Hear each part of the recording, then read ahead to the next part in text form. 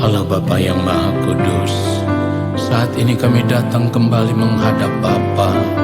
Kami mau membawa korban syukur kami di dalam pujian penyembahan kepada Bapa di surga. Kuduskanlah kami ya Allah, layakkan kami di hadapan-Mu ya Bapa, agar penyembahan kami boleh sampai di takhta-Mu yang maha tinggi. Haleluya, kami mau menyembah. Mari katakan Bapa yang Maha Kudus. Bapa yang Maha Kudus, ini hamba-Mu, ini hamba-Mu. Mari katakan bersujud, bersujud, menyembah, menyembah di hadirat-Mu.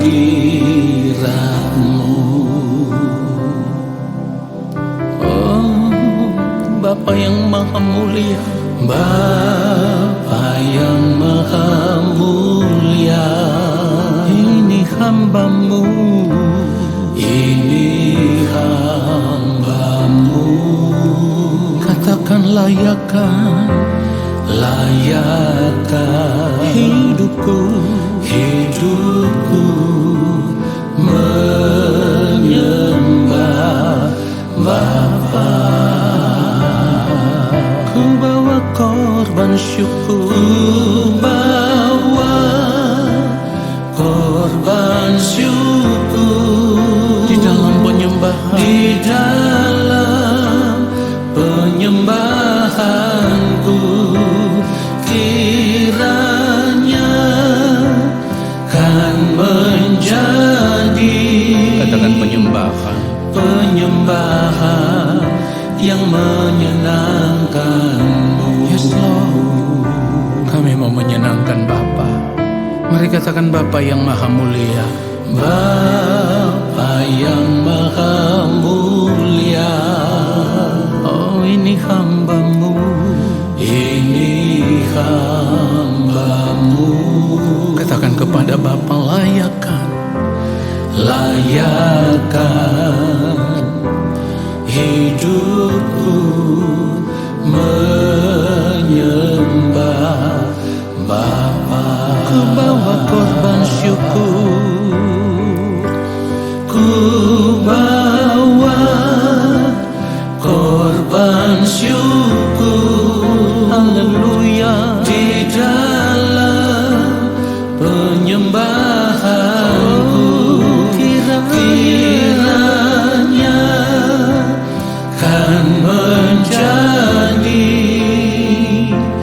penyembahan yang menyenangkan-Mu. Ku bawa korban syukur, korban syukur. Yes Lord, di dalam penyembahanku. Kiranya kan menjadi penyembahan yang menyenangkan-Mu.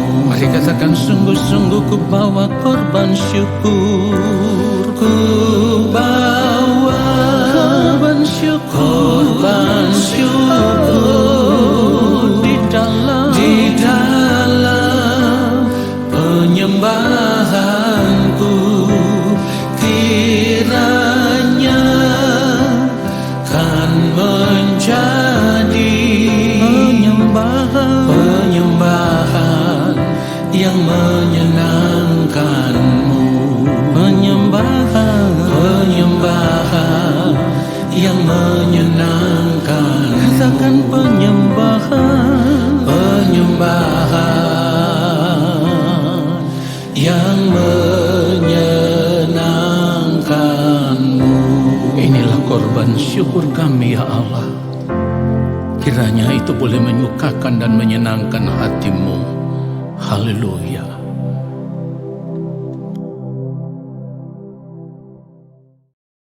Baiklah, mari kita siapkan hati kita, mari kita berdoa. Bapa, saat ini kembali kami mau mendengarkan kebenaran firman-Mu. Kiranya Bapa mau berbicara kepada kami. Roh Kudus Tuhan memberikan kami hikmat pengertian untuk mengerti akan kebenaran firman ini. Lalu kami mau tetap tinggal di dalam firman-Mu ya Tuhan.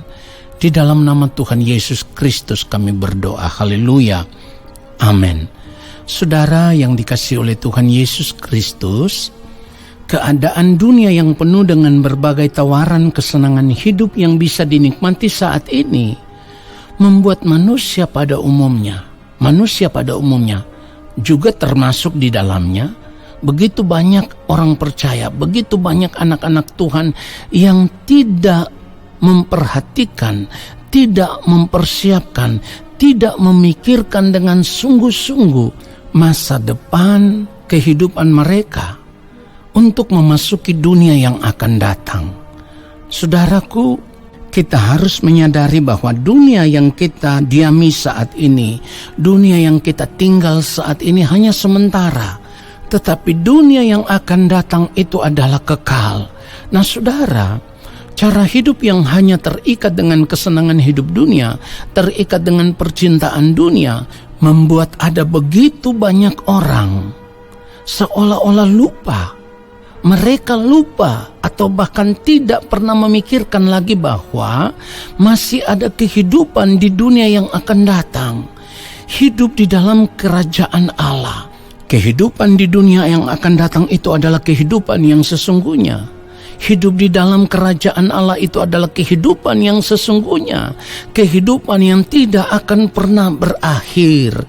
Oleh sebab itu saudaraku, kalau saat ini kita juga terbawa oleh arus kehidupan dunia ini, kita mengikuti cara hidup dunia ini, maka sesungguhnya kita telah ditipu oleh dunia ini.